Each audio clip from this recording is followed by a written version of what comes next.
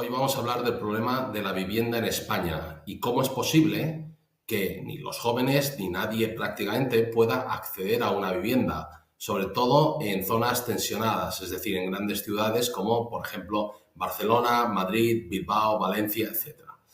Este problema de la vivienda es un problema microeconómico y recordaros que la microeconomía es la ciencia económica que estudia las interacciones y movimientos entre la oferta y la demanda, entre empresas y consumidores. En la microeconomía analizamos los puntos de equilibrio y el comportamiento de unos y de otros, pues tanto de ofertadores como de consumidores. Ahora, el problema de la vivienda en España es que existe una gran demanda y muy específica en algunas grandes ciudades y además una oferta muy limitada. Bueno, eso hace que los pocos tenedores de pisos o propietarios de pisos tampoco quieran alquilar esos pisos. Al haber poca oferta, los precios son astronómicos. Bueno, hasta aquí todo normal, desde un punto de vista microeconómico. Vamos a hablar de qué medidas se debería plantear cualquier gobierno para solucionar este tema. Desde un punto de vista económico sencillo, lo que hay que hacer es revertir la situación, es decir, hacer que crezca la oferta y hacer que disminuya la demanda. Bueno, vamos a empezar por la parte fácil, que es la de incrementar la oferta. La mayoría de propietarios, hoy en día, a la mayoría de propietarios no les es atractivo el alquilar su vivienda. ¿Por qué? Bueno, primero porque tienen que pagar impuestos sobre lo que ganan. Segundo, porque no tienen garantías de que van a cobrar esos alquileres.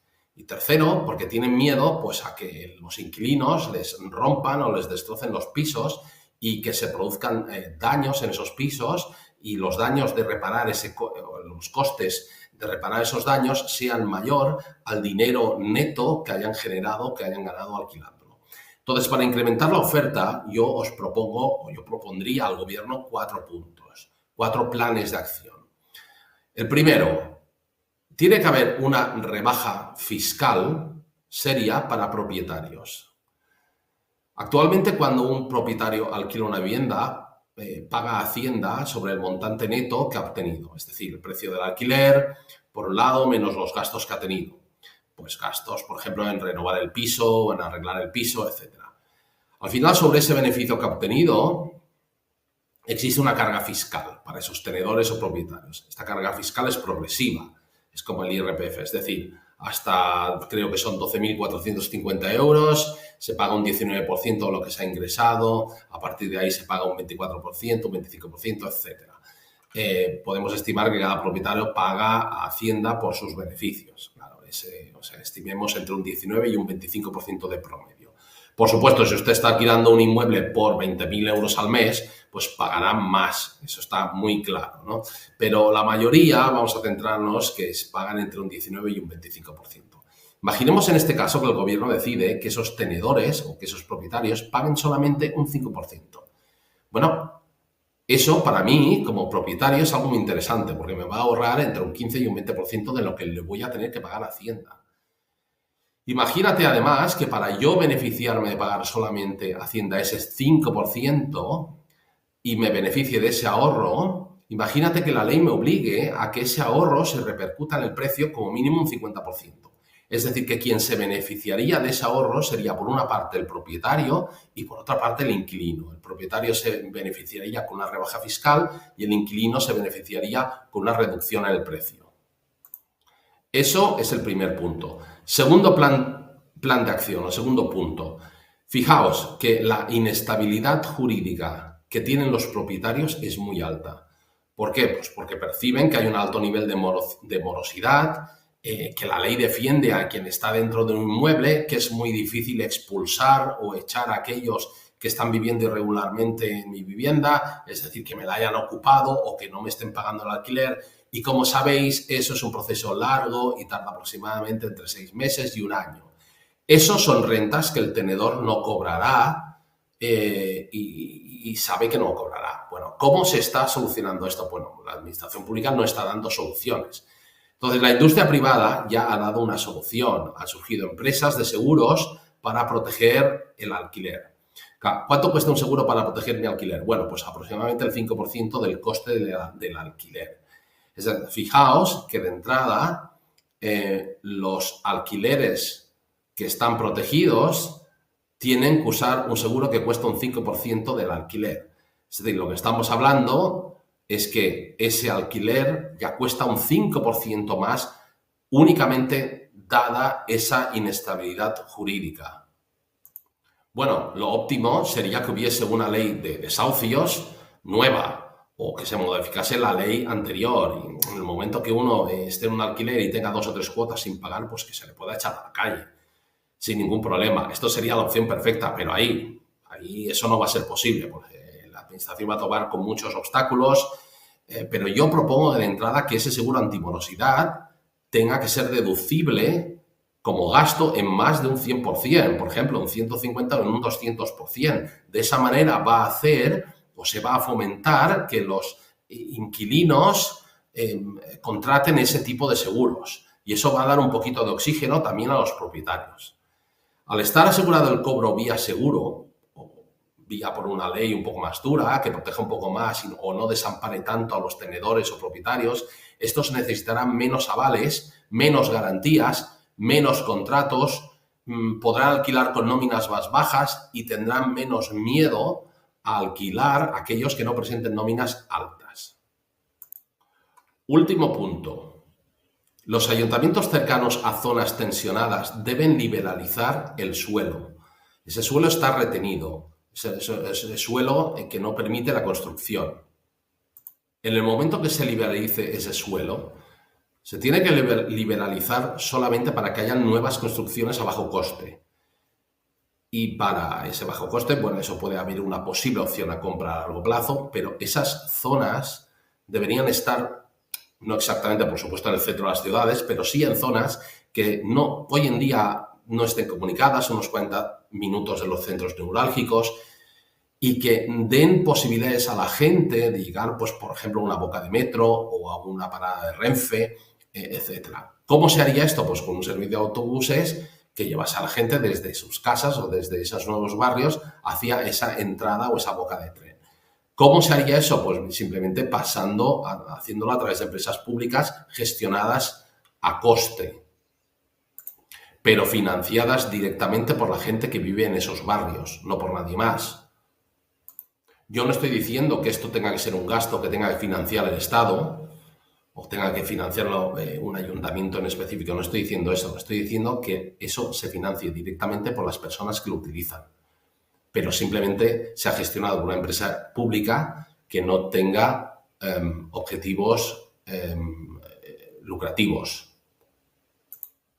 Si se ponen en marcha estas acciones, es decir, rebaja de carga fiscal para los tenedores, promover reducciones en la deducibilidad de los seguros de alquiler y nuevas construcciones a bajo coste, podrías incrementar la oferta de manera significativa y estoy convencido pues, que en un plazo de 5 o 6 años se puede incrementar esto pues, un 30 o un 40%.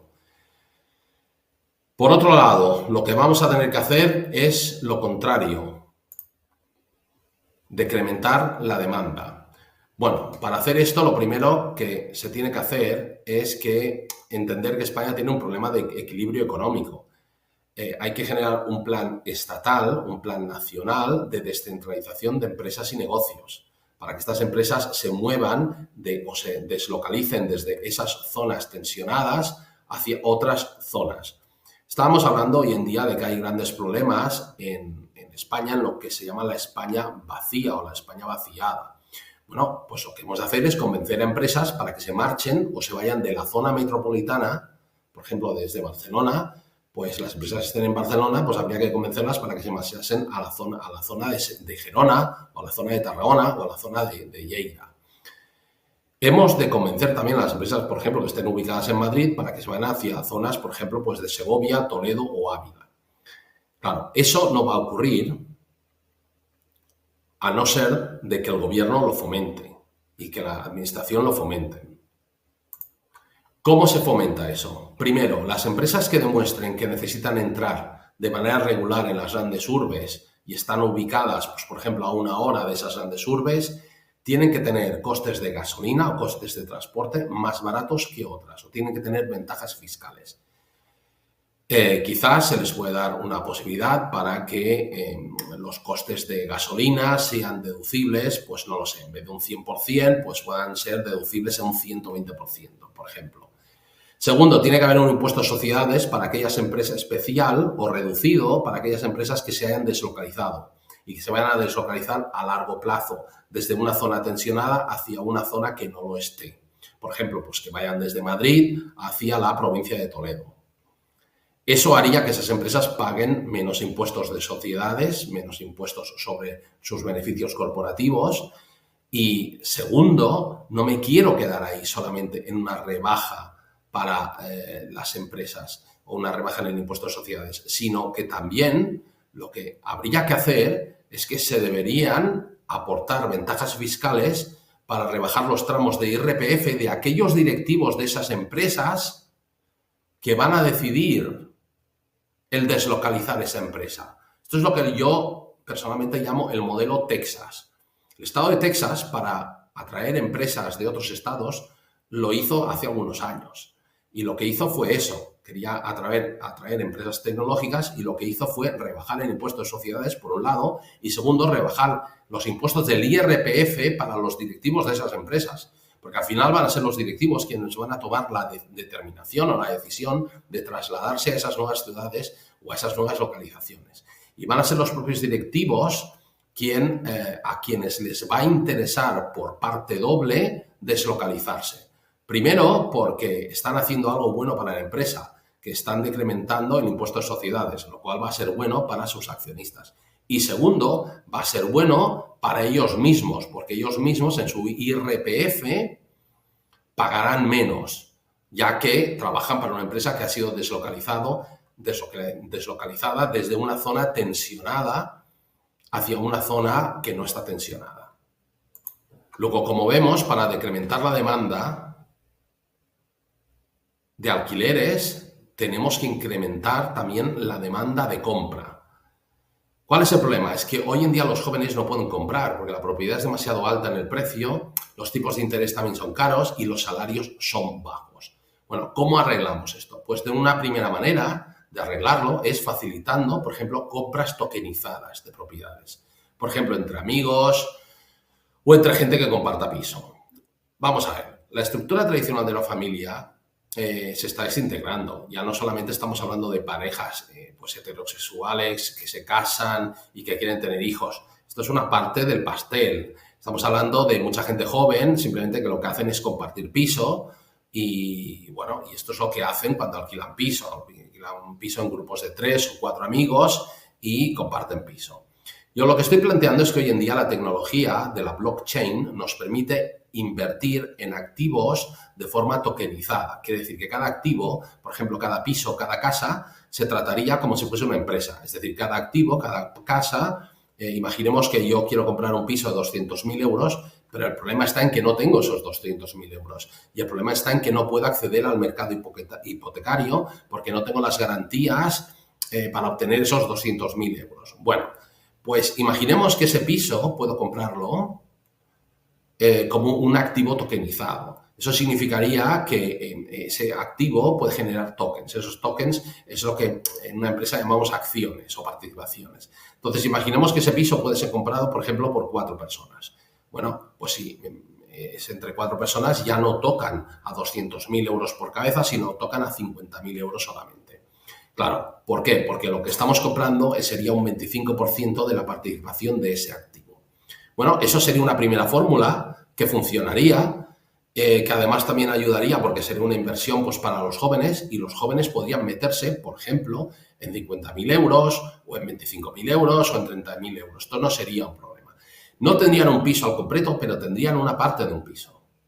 Imagínate, bueno, por lo menos tú ya tienes tu habitación y tus zonas comunes. Esto podría ser un primer paso para posteriormente o más adelante poder alquilar otra vivienda o poder comprar ya otra vivienda o poder revenderse sus tokens o revenderse sus acciones de ese piso y eso le daría un poco de oxígeno y un poco de entrada de posibilidades de acceder a una vivienda a lo mejor en el medio o largo plazo. Fijaos que lo que os estoy proponiendo es exactamente lo contrario de lo que está haciendo el gobierno actual. Lo que está haciendo el gobierno actual es castigar a la oferta y estimular la demanda, cuando lo que debería hacer es exactamente lo contrario, estimular la oferta y castigar a la demanda. ¿Por qué no se están poniendo en marcha estas ideas o estas acciones de las que yo os hablo? Fijaos, porque en todas ellas he incorporado la variable sine qua non de ventajas fiscales.